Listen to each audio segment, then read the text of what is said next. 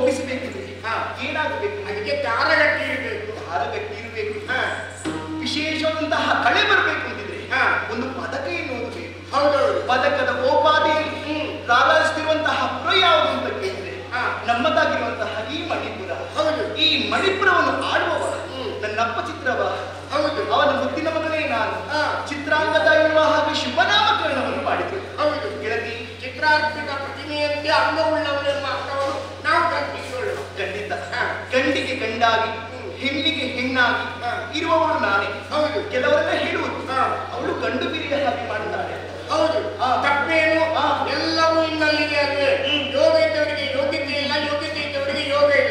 ಯೋಗ ಯೋಗ್ಯತೆ ಎಲ್ಲಿದ್ದವರಿಗೆ ಅನುಭವಿಸುವ ಭಾಗ್ಯ ಇಲ್ಲ. ಈಗ ಅದೆಲ್ಲವೂ ಉಂಟು. ಶಸ್ತ್ರಾಸ್ತ್ರ ನೀವು ಕಲ್ತಿದ್ದಿ, ಅಸ್ತ್ರವಿದ್ಯೆ ಕಲ್ತಿದ್ದಿ, ಕುದುರೆ ಸವಾರಿ ಕಲ್ತಿದ್ದಿ, ವೀರ ಯೋಧನಾಗಿ ನೀನು ಹೋರಾಡಬಲ್ಲೆ.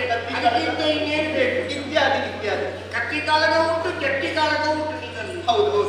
ಆಗಾಗ ನಾವಿಬ್ಬರು ಮೃಗ ಬೇಟೆಗೂ ಹೋಗುವವರು. ಹೌದು. ಅದನ್ನು ಆಡಿದವರು ನಾವಿದ್ದೇವೆ. ನಾನು ಬರುವಂತಹ ಕಾಲಕ್ಕೆಲ್ಲರೂ ಆಡುವಂತಹ ಮಾತು ಏನು? ಉದದೀಜೆಯ ಹೃದಯಕ್ಕೆ ಮನಕಾರಕ ಮುದಕಾರಕ. ಉದದೀಜೆ ಅಂದ್ರೆ ಯಾರು? ಲಕ್ಷ್ಮಿ. ಅವಳ ಮನಸ್ಸಿಗೆ ಮುದಕಾರಕ ಅಂದ್ರೆ ಯಾರು? ಶ್ರೀಹರಿ. ಅವನ ಮತ ಯಾರು? ಮನ್ಮಥ. ಅವನ ಪಟ್ಟದಾನೆಯಂತೆ ಬಂದಳು ಎನ್ನುವ ಹಾಗೆ ವರ್ಣಿಸ್ತಾ ಇದ್ದಾರೆ. ನಿಜವಾಗಿ ಅವಳು ಇಷ್ಟು ಕುಣಿಯಿದ್ದೀರ, ನೀನು ಎಷ್ಟು ಕುಣಿಯಿದ್ದೀ? ಅದೇನೇ ರಟಿಸಿದ್ರು ನೀನು ಎಷ್ಟು ಸಖಿ. ಆದ್ರೂ ಇಷ್ಟೆಲ್ಲ ಸಖಿಯರಿದ್ರು ಕೂಡ ನಿನ್ನನ್ನೇ ಒಟ್ಟಿಗೆ ಯಾಕೆ? ಅವರೆಲ್ಲ ಮುಂದೆ ತಯಾರಾಗಲಿಲ್ಲ. ಕೆಲವರೆಲ್ಲ ಹೇಳೋದು ಏನು? ವೃದ್ಧ ಸಖಿ, ವೃದ್ಧ ಸಖಿ, ಅವರಿಗೆ ಬೇರೆ ಜನ ಸಿಗ್ಲಿಲ್ವಾ ಅಂತ ಹೇಳೋರು ಹೇಳ್ತಾರೆ. ನಮಗೆ ನಮ್ಮ ಹಿಂದಿಂದ ಹೇಳುದಲ್ವಾ? ಯಾಕೆ? ನಾನು ಇರಿಸಿಕೊಳ್ಳೋದಕ್ಕೆ ಬಲವಾದಂತಹ ಉದ್ದೇಶ ಏನು? ನನ್ನ ಮನವರಿತು ವ್ಯವಹರಿಸಿಕೊಳ್ಳು. ಹೌದು. ಮಾತ್ರವಲ್ಲ, ಎಷ್ಟು ತಿರುಗಾಟವಾಯಿತು. ಹೌದಪ್ಪ. ತಿರುಗಾಟದಲ್ಲಿ ಸ್ವಲ್ಪ ಹಳೆ ತಲೆ ಬೇಕು, ಅನುಭವಕ್ಕೆ ಬೇಕಾಗ್ತದೆ. ಬೇಕು ಬೇಕು. ಹೌದು. ಹಾಗಾಗಿ ಅಂದ್ರೆ ಸ್ವಲ್ಪ ಅನುಭವ ಬೇಕಾದ್ರೆ ನಿನ್ನ ಅಪ್ಪನನ್ನು ಇಟ್ಕೊಂಡಾಗ ಹಾಗೆ ಹೇಳ್ಬೇಕು. ಕೆಲಸಕ್ಕೆ ಇರಿಸಿಕೊಂಡದ್ದು ಇಷ್ಟೊಂದೆಲ್ಲ ಓದ್ತಿ. ಇವತ್ತು ಈ ವಿಶೇಷವಾದ ಶೃಂಗಾರ ಯಾಕೆ? ನಮ್ಮದಾಗಿರುವಂತಹ ಉಪವನವನ್ನು ಸೇರಿಕೊಳ್ಳಬೇಕು, ಪ್ರಕೃತಿಯ ಸೌಂದರ್ಯವನ್ನು ಕಾಣಬೇಕು ಎನ್ನುವ ಹಾಗೆ ಮನದ ಅಭಿಲಾಷ. ಬಹುಶಃ ಬೇಟೆಯಾಡುವ ಸನ್ನದ್ಧೆಯಲ್ಲಿದ್ದೀಯ ನೀನು. ಪೂಜೆ ಕೀರ್ತಿಗಳನ್ನು ಧರಿಸಿದಿ, ಎದಿಗೆ ಬೇಕಾದ ಪದಕವನ್ನು ಅವಶ್ಯಕೊಂಡಿದ್ದಿ ನೀನು. ಹಾಗೆ ಮೃಗ ಬೇಟೆಯಾಗಬೇಕು, ವನವಿಹಾರವೂ ಆಗಬೇಕು.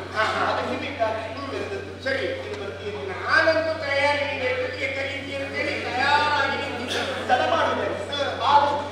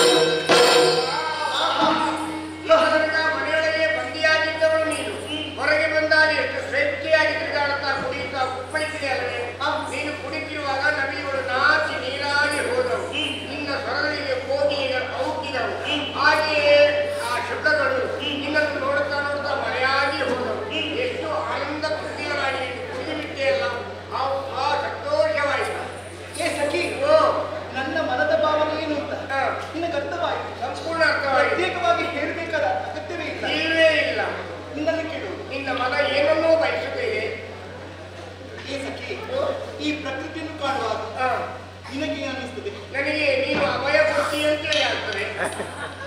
ಖಂಡಿತ ಅಭಯವನ್ನು ಕೊಡುತ್ತೇನೆ ನಾನು.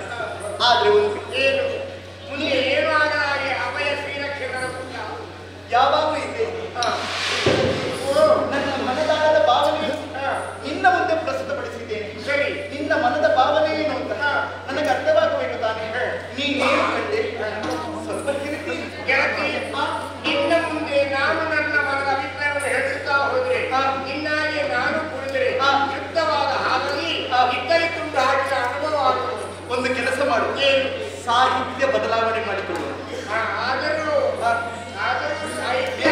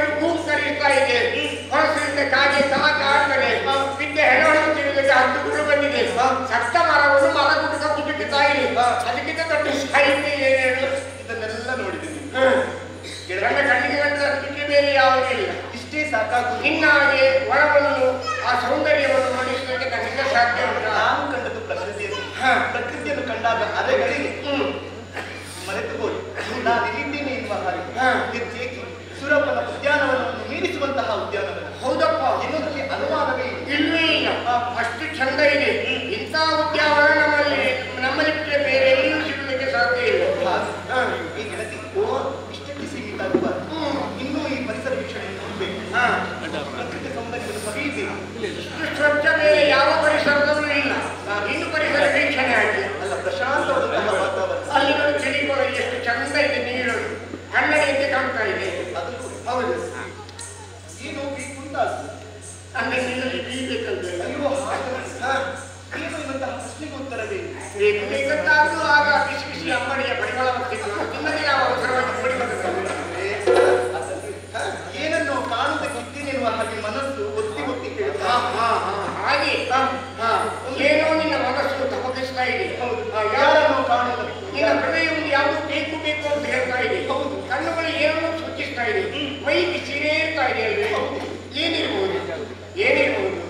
ಹಾಗಾದ್ರೆ ಇಲ್ಲೇ ಯಾಕೆ ಇನ್ನು ಮುಂದೆ ಮುಂದೆ ಹೋದ್ರೆ ಏನಾದರೂ ನೋಡ್ಲಿಕ್ಕೆ ಸಿಗ್ಬಹುದಾ? ಪ್ರಶ್ನೆಗೆ ಉತ್ತರ ಸರಿ ಮಾಡ್ತೇನೆ. ಹೋಗುವ.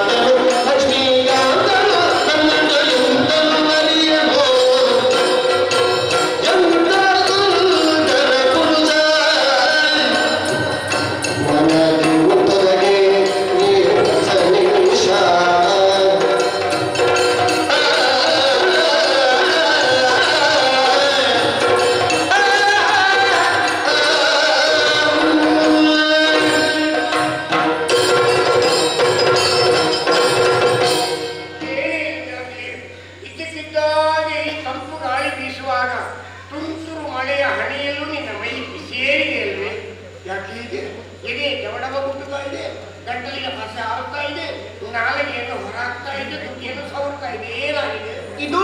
ಯಾವುದು ಇದು? ಯಾವುದು ಮುಚ್ಚಿಗಾಣಿಕೆಯ? ಅದು ಯಾವುದು? ಅದು ಇಲ್ಲ, ಇದು ಇಲ್ಲ. ಯಾವುದಿಲ್ಲ? ನನ್ನ ಕೈಯ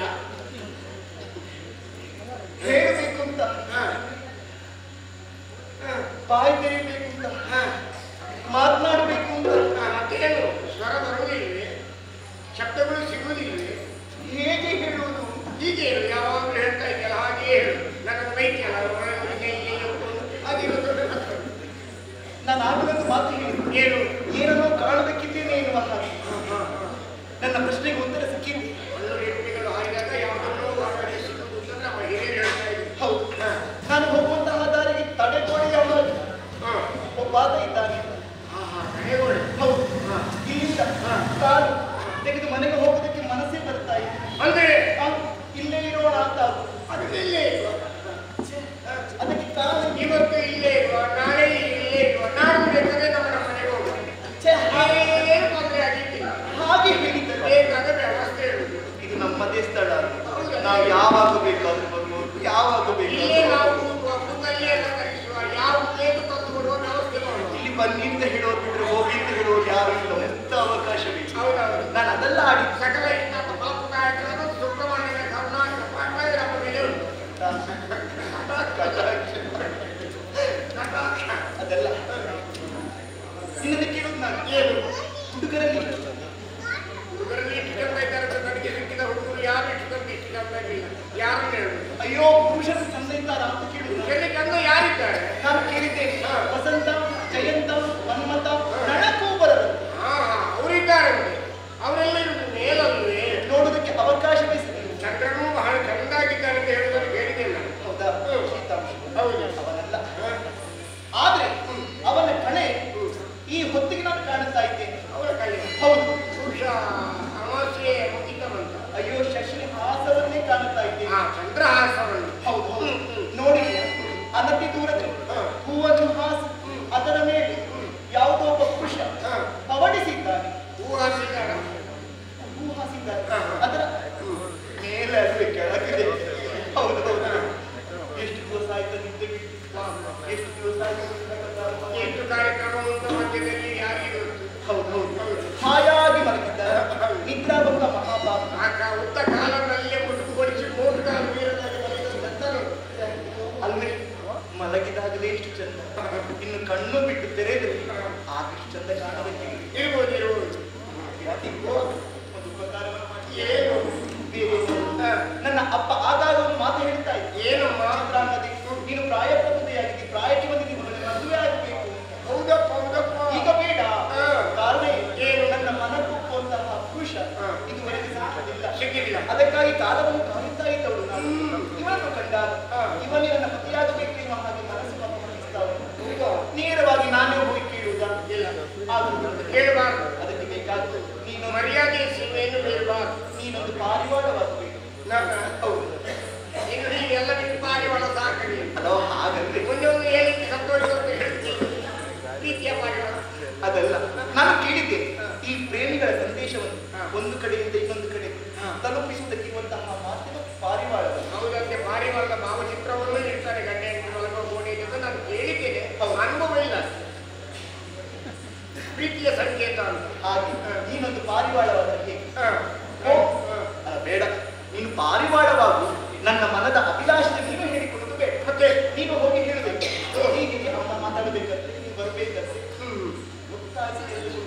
ಪಾರಿವಾಳ ಗಾಳಿಯಲ್ಲಿ ಚೀಟಿಯನ್ನು ಬರೆದು ಕಟ್ಟಿಬಿಡು. ಅದನ್ನ ಆಮೇಲೆ ನಾನು ಹೇಳಿ. ಹೌದಾ? ಹೋಗಿ ಬರ್ತೀಯಾ? ಹೋಗು. ನಿರೀಕ್ಷೆ ಇರ್ತೀನಿ ನಾನು. ಸರಿ, ಸಹಾಯ ಮಾಡಬೇಕು. ಚೀಟಿಯನ್ನು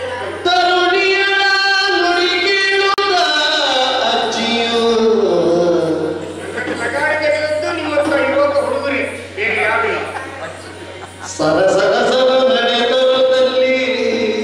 ಒಂದು ನನ್ನ ಪ್ರಾಯದವರು ಬೇಕಾದ್ರೆ ಹೇಳಿ. ನನ್ನ ಅಕ್ಕಿ ಅಂತ ಒಂದು ಯಾವುದೇ ನಮಗೆ ಸಮಾನತೆ ಉಂಟು. ಇದು ನಿಮ್ಮಂತ ಹುಡುಗರ ಅಕ್ಕಿ ಅಂತ ಹೇಳಿದ್ರೆ ನಾನು ಏನು ಮಾಡಿ ಸಾಯಿಲ್ಲ. ಒಬ್ಬನ ಪರವಾಗಿ ಏನಾದ್ರು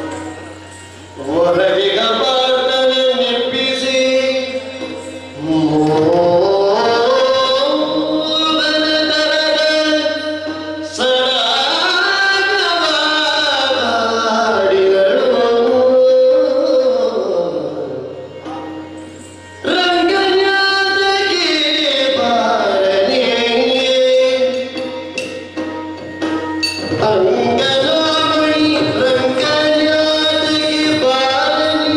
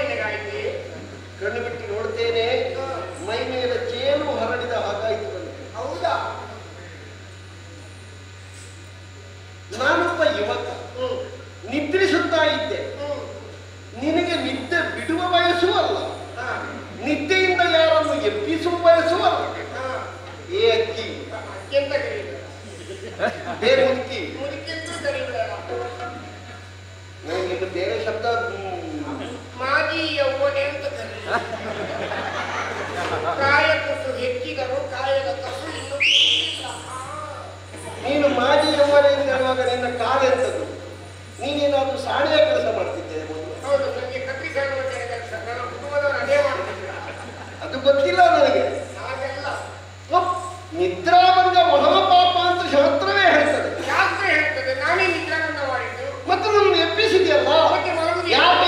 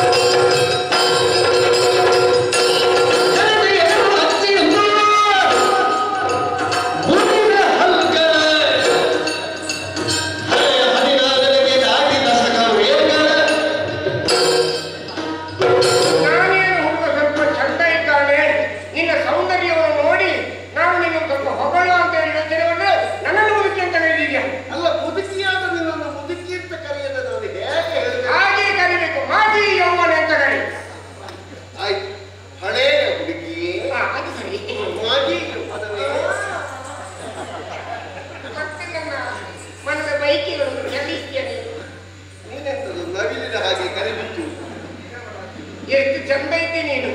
ಕುಜಿದವರೆಗೆ ಸುರುಳಿಬಿದ್ದ ಕೇಶರಾಶಿ, ಮತ್ತಾನೆಯ ಸೌಷ್ಠವನ್ನು ಗೆಲ್ಲುವ ಬಾಹುಯುಗ್ಮ, ಪ್ರಕಾಶಮಾನವಾದಂತಹ ನಿನ್ನ ಕುಂಡಲಗಳು, ಹರವಾದಂತಹ ಹಣೆ, ವಿಶಾಲವಾದಂತಹ ಎದೆ, ಮೇಲ್ತುಟಿಯ ಮೇಲ್ಮಂಚಿನಲ್ಲಿ ರಾರಾಜಿಸುತ್ತ ನಿನ್ನ ವೀರ ಸ್ಪರ್ಶ, ಇದನ್ನೆಲ್ಲ ಕಂಡೊಬ್ಬ ಧೀರೋದಾತ ಅಂತ ನನಗೆ ತಿಳಿಯಕ್ಕೆ ಸಾಧ್ಯ ಇದೆ. ಅಷ್ಟು ಚಂದ ಇರುವಂತ ನೀನು ಏಕಾಏಕಿ ನನ್ನನ್ನು ಮುದುಕಿ ಅಂತ ಕರೀತಿಯಲ್ಲ, ಇದು ನಿನಗೆ ಶೋಭೆಯೇ ಇದು? ನಾನು ಚಂದ ಇದ್ದೇನೆ ಎನ್ನುವುದರಿಂದ ನಿನಗೆ ಪ್ರಾಯ ಕಡಿಮೆ ಅಂತ ಯಾರಾದ್ರೂ ಹೇಳಿದ್ರು? ಇಲ್ಲ ಇಲ್ಲ, ನನ್ನ ಚಂದಕ್ಕೂ ನಿನ್ನ ಪ್ರಾಯಕ್ಕೆ ಸಂಬಂಧ ಉಂಟು. ಇಂಥ ಚಂದವನ್ನು ಕಳೆದೇ ನಾವು ಈ ಪ್ರಾಯಕ್ಕೆ ನಾವು ಕಾಲಿಟ್ಟವರು. ನಿನಗೆ ಉಮೇದು ಉಂಟಾ? ಆ ಶಬ್ದವೇ ನನಗೆ ಅರ್ಥ ಆಗದಿತ್ತು. ಉಮೇದು ಉಂಟಾ? ಉತ್ಸಾಹ ಉಂಟಾ? ಉತ್ಸಾಹ, ಅದಕ್ಕೆ ನಿಮ್ಮ ಊರಲ್ಲಿ ಹಾಗೆ ಹೇಳುದು. ಉಮೇದು ಉಂಟಾ ಅಂತ ಕೇಳುದು. ಉಮೇದು ಉಮೇದು ಉಂಟಾ ಅಂತ ಹೇಳಿದಲ್ಲ, ಉಮೇದಲ್ಲ, ಉಮೇದು ಉಂಟಾ ಅಂತ ಹೇಳಿಲ್ಲ. ಅದು ಯಾವ ಭಾಷೆ? ಅದು ನಮ್ಮ ಮನೆಯ ಮಾತೃಭಾಷೆ. ನಿನ್ನ ಮಾತೃಭಾಷೆ ಯಾವುದು? ಹಲವು ಭಾಷೆಗಳನ್ನು ಒಟ್ಟು ಸೇರಿಸಿ ಒಂದು ಭಾಷೆ ಮಾಡಿದೆ. ಅದು ಈಗ ನಾಲ್ಕು ಗಂಟೆ ಬಗ್ಗೆ ನಾಲ್ಕು ಮತ ಚೆನ್ನಾಗಿ ಬೇರೆ ಬೇರೆ ಸುಬ್ರಹ್ಮಣ್ಯ ತಹಸೀಲ್ ಹಾಕಿದೆ ಉಚಿತ ಅವೈದ್ಯ ಉಪಡಾದ್ರೆ ನಿನ್ನೆ ಬಂದಿದ್ದೆ ಬಂದರು ಉಪಡಾದ್ರೆ ಕಟ್ಟೆ ನಮ್ಮ ಮಾತೃಭಾಷೆ. ಇದರಲ್ಲಿ ಅಲ್ಲಲ್ಲಿ ಕೆಲವರು ಹೆಸರು ಬರ್ತದೆ ಬಿಟ್ಟರೆ ನಿನಗಾದ್ರೂ ಇನ್ನೊಮ್ಮೆ ಹಾಗೆ ಮಾತಾಡಲಿಕ್ಕೆ ಸಾಧ್ಯ ಇಲ್ಲ.